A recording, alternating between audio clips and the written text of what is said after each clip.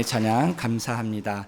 우리 할렐루야 찬양대 이 찬양의 고백처럼 산 위에 올라가서 우리가 주님을 기뻐하며 경배하며 또 주님이 주신 귀한 은혜를 누리며 나아갈 수 있는 저와 여러분 될 수 있게 되기를 간절히 소망합니다.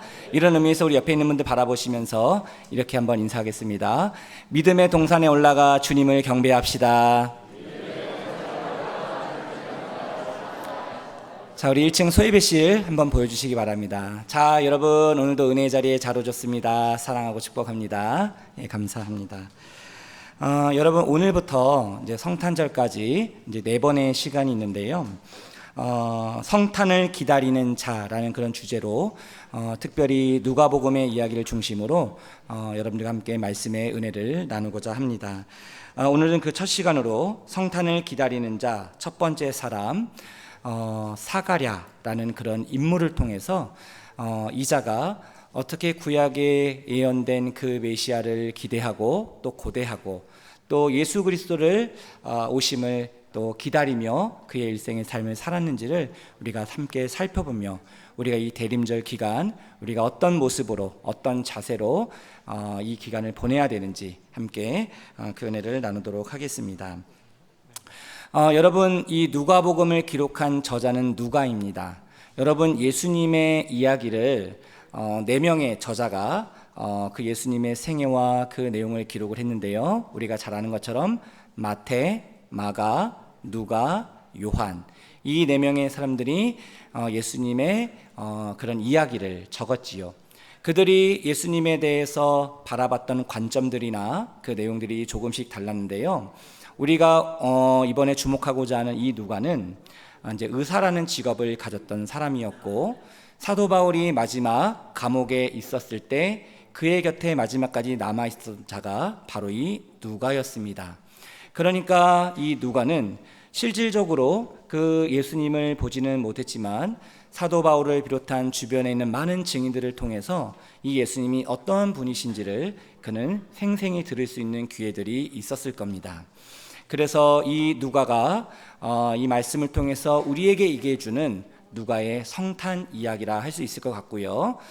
우리가 누가복음 1장 2장을 통해서 이 성탄을 기다렸던 인물들을 한 명 한 명을 살펴보며 그런 은혜를 나누고자 합니다. 근데 여러분 이 누가복음이 다른 복음서와 다른 한 가지 차이점이 있는데 다른 복음서에는 예수님의 탄생을 먼저 기록을 하고 있다라면 이 누가복음은 예수님의 탄생 이전에 이 예수님의 오심을 준비하고 예비했던 세례 요한이라는 그 인물을 먼저 소개하고 있습니다. 특별히 오늘 읽었던 본문에 보면 이 세례 요한의 부모의 이야기를 먼저 언급하고 있지요. 여러분 세례 요한은 어떤 사람이었습니까? 예수님께서 그를 향해서 이렇게 말씀했습니다. 여자가 낳은 자 중에 가장 큰 자가 세례 요한이라. 극찬했던 사람이 바로 세례 요한이었죠. 광야에 외치는 소리와 같은 자였습니다. 그는 그 시대에 영적인 암흑기 시대에 제가 좀 뒤에 말씀드리겠지만 이 헤롯 왕이 섬기고 있는 그 영적인 암흑기 시대에 유일하게 어떻게 보면 하나님의 온전한 그 말씀을 선포하며 회개의 세례를 베풀었던 자, 그가 바로 세례 요한이었죠. 자, 그럼 여기서 우리는 이런 질문을 해볼 수 있습니다. 어떻게 예수님의 오심을 준비했던 이 세례 요한, 이렇게 그 시대에 들어 쓰임받는 귀한 하나님의 도구가 될 수 있었을까? 이 누가복음을 기록했던 저자인 누가는 세례 요한이 태어나기 전에 그의 부모였던 사가랴와 엘리사벳을 주목합니다. 그의 부모를 보면 그 자녀를 알 수 있는 것이죠. 그래서 오늘 본문을 통해서 이 세례 요한의 부모, 특별히 아버지였던 사가랴를 집중적으로 설명하고 있는데요. 이 사가랴의 모습을 우리가 함께 살펴보며 우리가 그 은혜를 나누고자 합니다. 자, 그러면 첫 번째로 사가랴는 어떤 사람이었는가? 자, 사가랴는 하나님 앞에서 의롭고 흠이 없는 자였습니다. 자, 저를 한번 따라해 주시기 바랍니다. 하나님 앞에서 의롭고 흠이 없는 자였습니다. 자, 오늘 본문 5절 말씀 같이 함께 읽어보도록 하겠습니다. 유대왕 헤롯 때에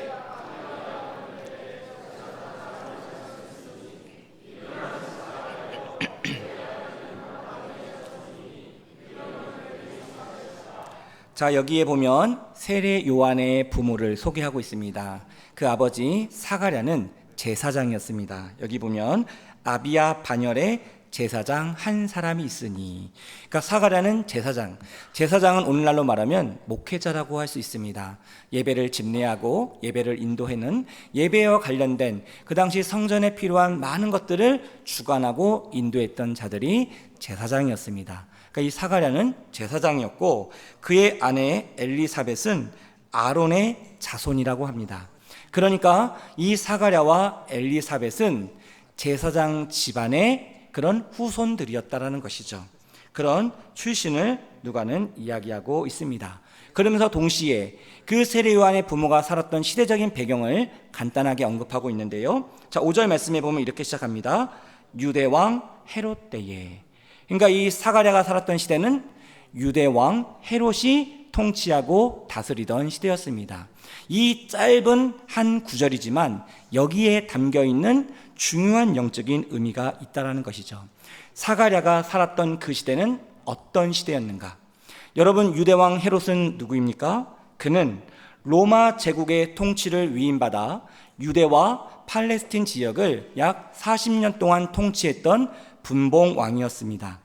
그런데 그는 어떤 성격을 가진 자였냐면, 로마 황제가 엄중히 경고할 정도로 이 헤롯은 아주 잔인하고 포악하고 사치스러웠던 왕이었다라고 기록하고 있습니다.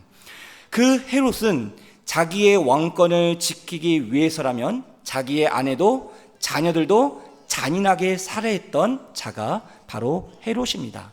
오직 그의 눈에는 자기 이권과 자기 욕심과 자기만을 가지고 살았던 그 자가 바로 헤롯 왕이었다라는 것이죠. 근데 여러분, 우리가 아는 것처럼 동방 박사들이 그 별을 따라 먼 곳에서 이 헤롯에게 찾아옵니다. 그리고 이곳에 난 그 아기 예수의 탄생 소식을 이야기를 하죠. 그 얘기를 들었을 때 이 헤롯이 어떤 결정을 하게 됩니까? 어떤 명령을 내리게 됩니까? 그 동방 박사들이 그 아기 예수를 만나고 돌아와서 나에게 얘기를 해달라고 했는데, 그 하나님께서 동방 박사들에게 헤롯에게 가지 말라라는 그 지시를 받고 동방 박사들이 자기 고향으로 돌아가게 되죠. 그랬을 때 이 헤롯이 어떻게 합니까? 그 베들레헴에 있는 2살 이하, 그 2살 이하의 모든 남자 아기들을 죽이라는 그런 아주 잔인한 명령을 내리게 되지요. 바로 이런 자가 헤롯 왕이었던 겁니다.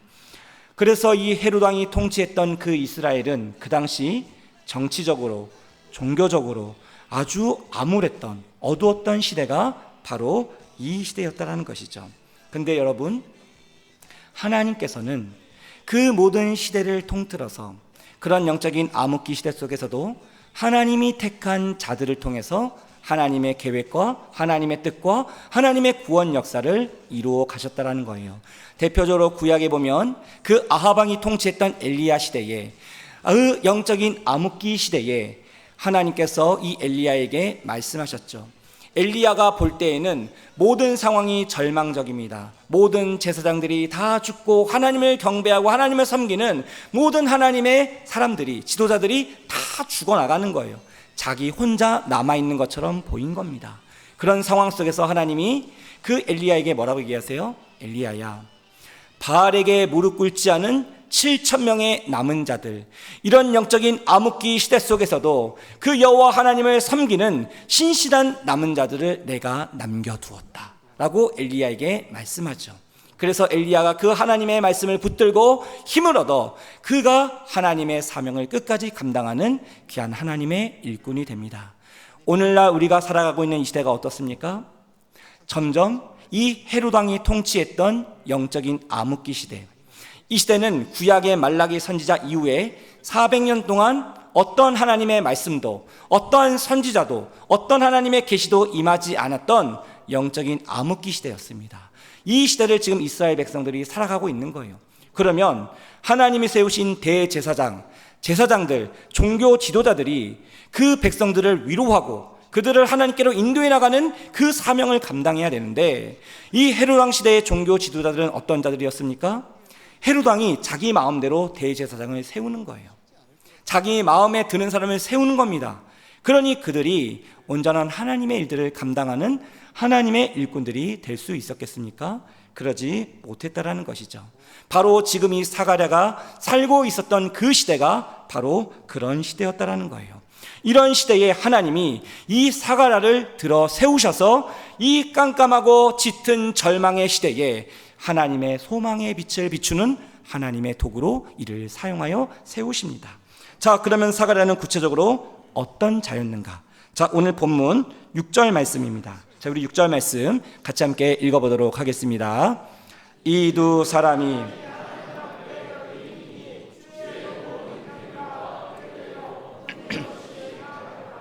자, 여기 보면 여기 이 두 사람은 세례 요한의 부모 사가랴와 엘리사벳을 얘기하는 건데요.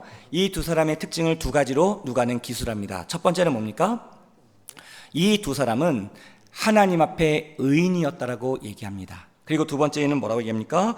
주의 모든 계명과 규례대로 흠이 없이 행동했던 자라고 얘기합니다. 이 두 가지 특징을 합하면 어떻게 얘기할 수 있습니까? 바로 하나님 앞에서 의롭고 흠이 없던 자가 바로 이 부부였다라는 것이죠. 하나님께서는 이런 특징을 가진 사가랴와 엘리사벳을 들어 사용하셔서 그 영적인 암흑기 시대 속에서도 하나님의 계획과 하나님의 뜻과 하나님이 이루시고자 하시는 그 놀라운 하나님의 일들을 이루어 가셨다라는 거예요. 그래서 이들 부부를 통해서 누가 태어나게 하십니까? 뒤에 살펴보겠지만 바로 세례 요한이 태어나게 되는 것이죠. 하나님의 구원 사역을 이루기 위한 그 메시아가 이 땅에 오시기 전 그 주의 길을 예비할 자, 그 주의 길을 인도할 자, 준비할 자로 이 세례 요한을 택하셨는데 그 전에 그 세례 요한의 부모를 먼저 택하셨다라는 것이죠. 사랑하는 성도 여러분, 지금도 하나님께서는 이 시대에 하나님이 택하신 신실한 남은 자들을 찾고 계시는 줄로 믿습니다. 바로 저와 여러분, 우리 대민 공동체가 이 시대의 남은 자들이 되어서 하나님의 나라를 이루어가는 귀한 하나님의 통로가 될 수 있게 되기를 주님의 이름으로 축복합니다. 그래서 우리가 하나님 앞에 서는 것이 중요한 거예요. 내가 어디 앞에 서 있는가? 누구 앞에 서 있는가?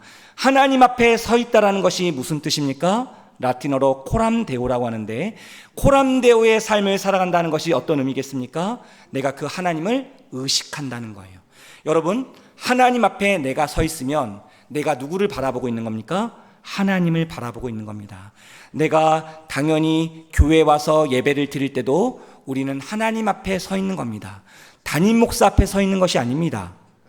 장로님 앞에, 권사님 앞에, 집사님 앞에 서 있는 것이 아니죠. 우리는 하나님 앞에 서 있는 자입니다. 하나님 앞에서 예배하고, 하나님 앞에서 찬양하고, 하나님 앞에서 기도하고, 하나님 앞에서 예배 드릴 때에 우리는 그 하나님이 주시는 그런 귀한 은혜를 누릴 수 있다는 거예요. 바라기는 저와 여러분들이 이 시대의 사가랴가 되고 이 시대의 엘리사벳이 되어서 하나님 앞에 의롭고 흠이 없는 귀한 이 시대의 남은 자들이 될 수 있게 되기를 간절히 소망합니다. 그런 자들에게 주시는 하나님의 은혜가 있다라는 거예요. 어떤 은혜가 임하게 되는가? 이제 뒤에 살펴보겠지만 400년 동안 침묵기입니다. 구약의 말라기가 끝이잖아요. 그리고 신약의 마태복음이 시작이 되잖아요. 이 구약의 마지막과 신약의 시작되는 이 기간이 400년인데 이 400년을 침묵기라고 부릅니다. 그런 이 침묵기 동안에 처음으로 하나님이 400년 만에 그 틀을 깨고 침묵을 깨고 다시금 말씀하신 그 하나님의 놀라우신 은혜를 경험한 자가 누구냐? 바로 이 사가랴였다는 거예요. 하나님께서 400년의 침묵을 깨고 드디어 하나님께서 말씀하신 그 사람이 누구였는가? 하나님 앞에서 의롭고 흠이 없었던 그 신실한 그 시대의 남은 자였던 이 사가랴. 그 사가랴에게 하나님이 자기의 계시를 보여주시고 자기의 뜻을 보여주시고 자기의 모습을 다시금 비춰주셨다는 거예요. 자, 그 내용이 오늘 본문 8절과 9절에 나옵니다. 우리 8절과 9절 말씀 같이 함께 읽어보도록 하겠습니다. 마침 사가랴가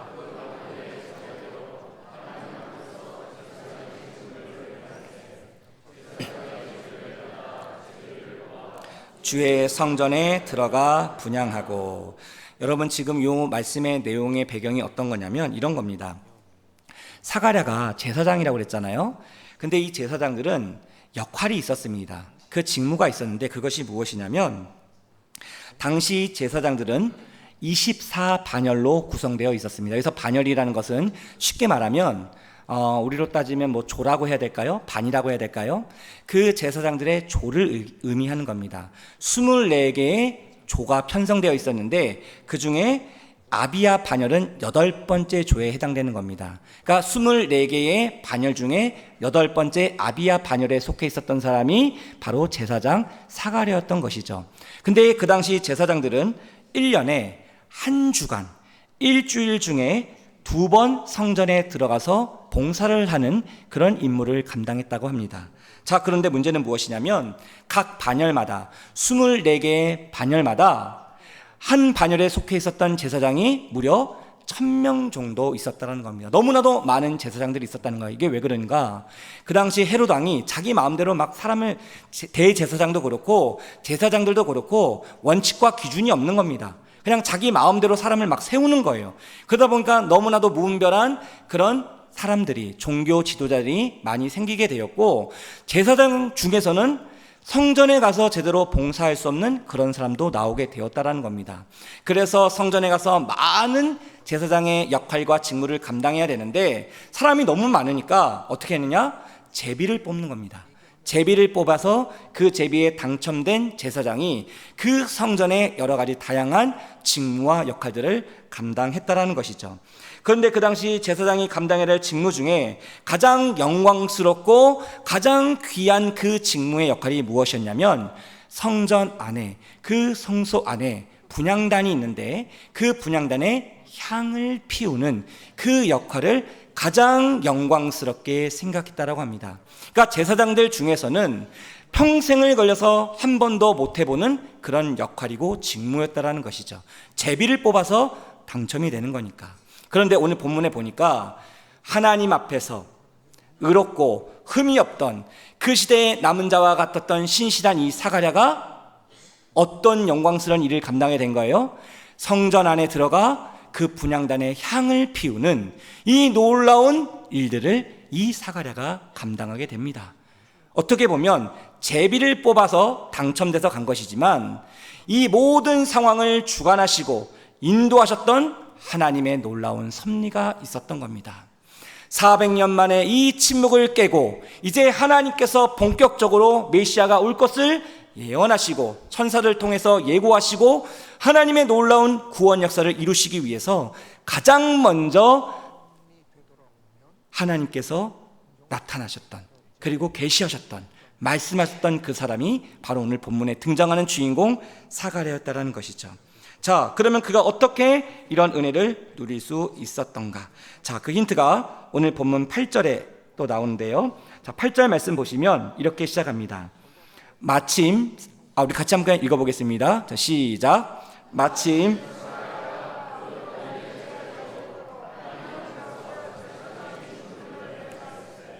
자, 이 하나님의 놀라운 섭리를 이 저자 누가는 한 단어로 표현하고 있는데 8절에 보면 뭐라고 시작합니까? 마침이라고 시작합니다. 마침내.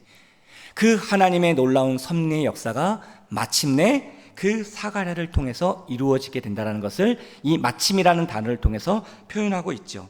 마침 사가랴가 그 반열의 차례대로 어디 앞에서? 하나님 앞에서 제사장의 직무를 행할세. 그러니까 여러분, 사가랴는 어떤 사람입니까? 평소의 일상의 삶에서도 하나님 앞에서, 그가 제사장의 일들을 감당할 때도 하나님 앞에서, 그가 어디에 있든지 무엇을 하든지 하나님 앞에서 그 하나님을 의식하며 살았던 자가 바로 이 사가랴였다라는 것이죠. 그 사가랴의 시선과 마음의 중심은 어디를 향해 있었다라는 거예요? 그 세상의 권력자를 향하지 않았다라는 거예요. 그 만왕의 왕 되신 그 하나님께 그의 시선과 마음의 중심이 항상 고정되어 있었다라는 겁니다. 하나님 앞에서.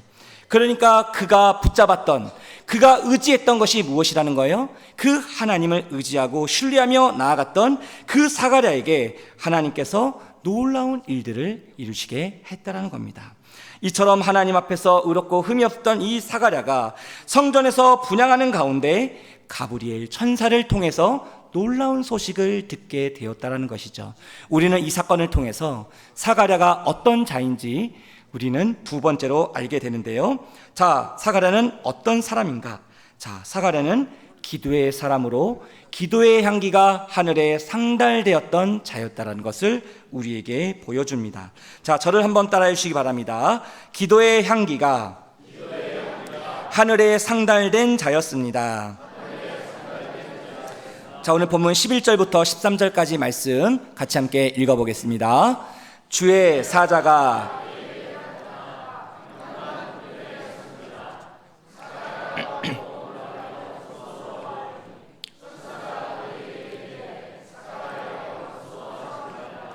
너의 간구함이 들린지라.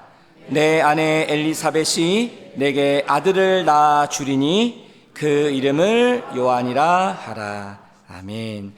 여러분, 가브리엘 천사가 지금 사가랴가 성전 안에 있는 그 분향단에 향을 피우고 있는 그 일을 하고 있는데, 하나님의 소식을 전하는 가브리엘 천사가 그 향단 옆에 나타나게 됩니다.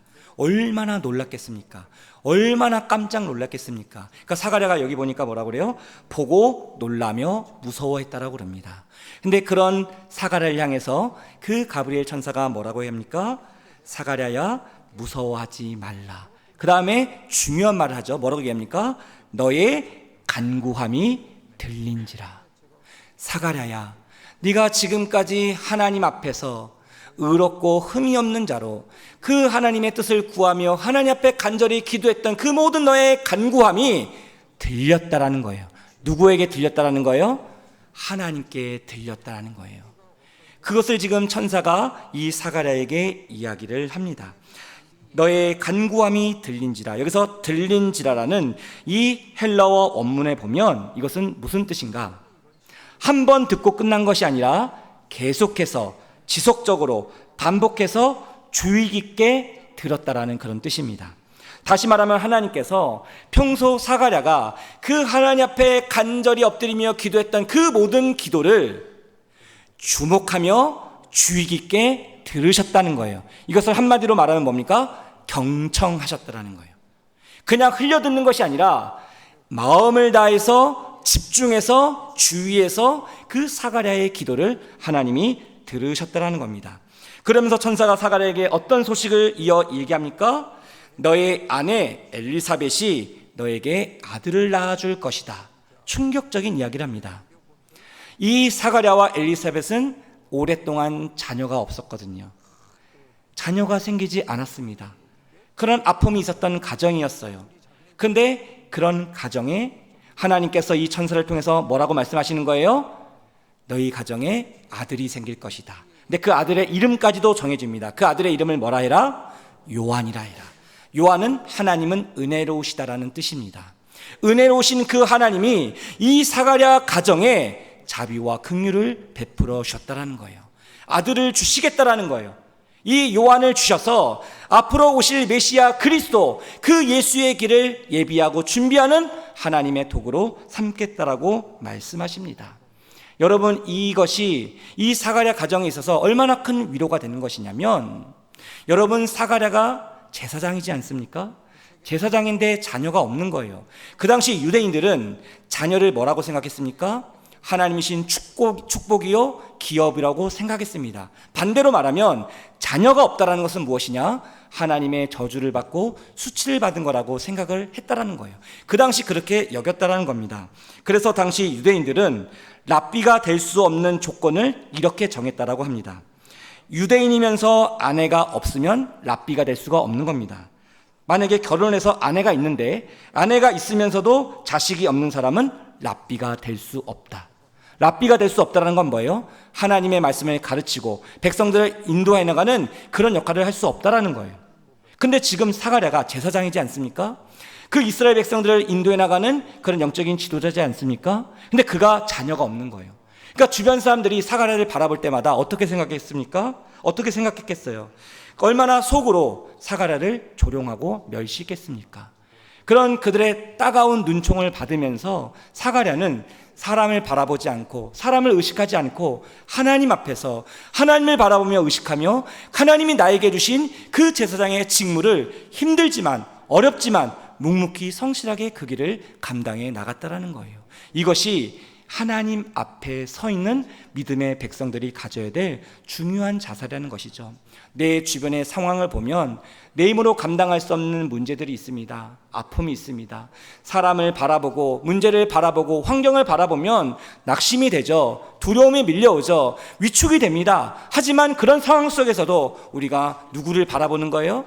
하나님을 바라보는 겁니다. 나를 주목하시고 나와 함께 하시는 그 하나님을 내가 온전히 바라보며 신뢰하며 나아갈 때에 우리는 이 시대의 사가랴처럼 그 영적인 암흑기 시대 속에서도 신실한 남은 자로서 하나님의 귀한 사명을 감당하는 주님의 일꾼이 될 줄로 믿습니다. 이 시대의 하나님의 남은 자들로 저와 여러분, 우리의 가정, 우리의 공동체가 귀하게 쓰임받을 수 있게 되기를 주님의 이름으로 축복합니다. 자, 우리가 오늘 이 본문에서 우리가 한 가지 주목해야 될 것이 무엇이냐면 이 하나님의 응답이 이루어진 장소가 어디였는가? 바로 이 사가랴가 그 분향단, 그 향을 피우는 그 자리였다라는 거예요. 자, 여기 11절에 보면 이 가브리엘 천사가 어디에 서 있었다라고 얘기하냐면 향단 우편에 서 있었다. 향단, 분향단, 향을 피우는 그 우편에 서 있었다라고 합니다. 여러분, 성경에서 우편, 오른편은 무엇을 상징합니까? 하나님의 임재를 상징합니다. 하나님의 승리를 상징하는 거예요. 그래서 하나님께서 성경에서 표현할 때 이런 표현을 하시죠. 하나님의 의로운 오른손으로 너를 붙들리라. 그러니까 지금 이 분향단 우편에 오른쪽에 이 천사가 서 있었다라는 것이죠. 성전 안에 있는 이 분향단은 무엇을 상징하는 겁니까? 바로 위로 올라가는 이 분향단의 향기는 성도들의 기도를 상징한다라는 거예요. 유대인들은 이렇게 믿었습니다. 이 성전 안에 있는 이 분향단의 향기가 올라가면 그 향기가 올라가는 것을 보면서 지금 내가 하고 있는 이 기도가 하늘로 올라간다라고 그들은 믿었습니다. 그래서 이 향단의 연기와 함께 하늘에 계신 그 하나님 앞에 내 기도가 올라가고 상달된다라고 믿었다라는 것이죠. 그래서 이 분향단의 향을 피우는 이 역할은 너무너무 중요한 일이었다는 겁니다. 자, 사도 요한이 이 성도의 기도에 대해서 이렇게 증언을 하고 있는데요. 요한계시록 8장 3절과 4절 말씀 같이 함께 읽어보도록 하겠습니다. 또 다른 천사가 와서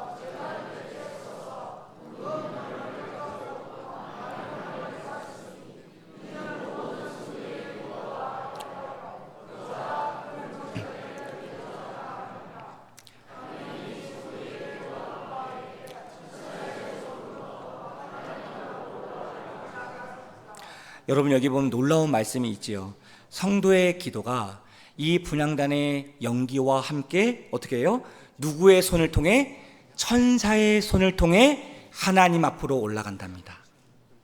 저와 여러분들이 하는 기도가 허공에 대해서 그냥 때리는 기도가 아니라 저와 여러분들이 기도하잖아요.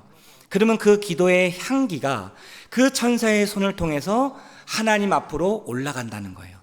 기도의 향기가 하나님 앞으로 올라가고 하나님 앞에 올라갔다는 건 뭡니까? 상달되었다는 건 뭡니까? 다시 그 기도가, 그 기도의 능력이 이 땅으로 내려온다는 거예요. 우리는 하나님 앞에 기도의 향기를 올리면 하나님께서 그 기도를 통해서 우리의 삶 가운데 역사해 주시고 인도해 주신다는 것이죠.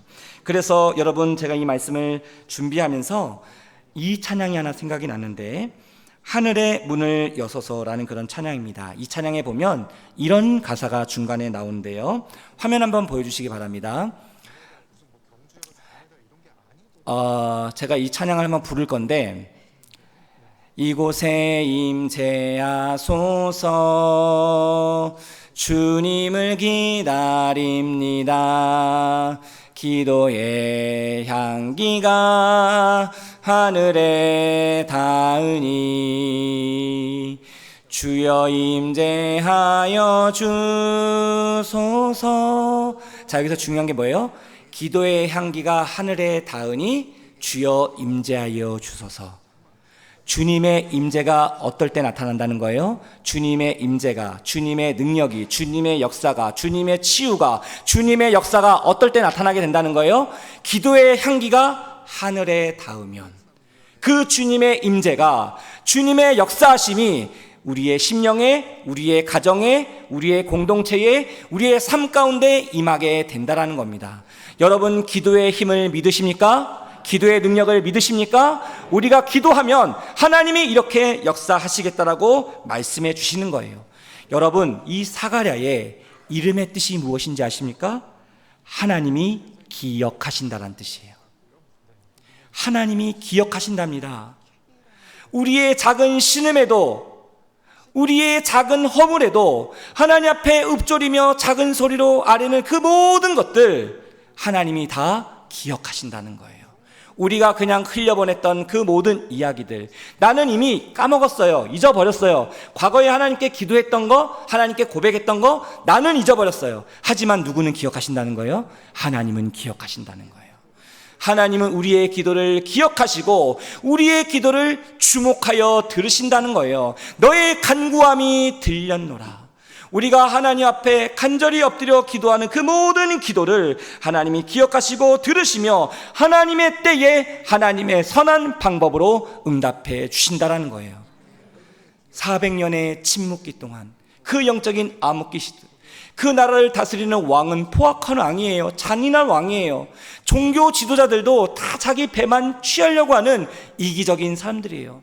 이스라엘 백성들 어디에도 위로를 받을 수 없고 힘을 얻을 수 없는 그런 절망적인, 그 고통적인 상황 속에서 하나님은 그 시대에 신실한 남은 자와 같은 이 사가랴를 통해서 어떻게 합니까?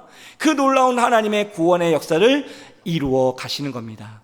바라기는 저와 여러분들이 이 시대의 사가랴가 될 수 있게 되기를 주님의 이름으로 축복합니다. 우리의 간구함이 하나님께 들려지고 우리의 모든 기도를 기억하시고 들으시는 그 하나님이 내 인생의 삶의 주인 되시며 내 인생의 삶의 구원자 되심을 믿으실 수 있게 되기를 간절히 소망합니다.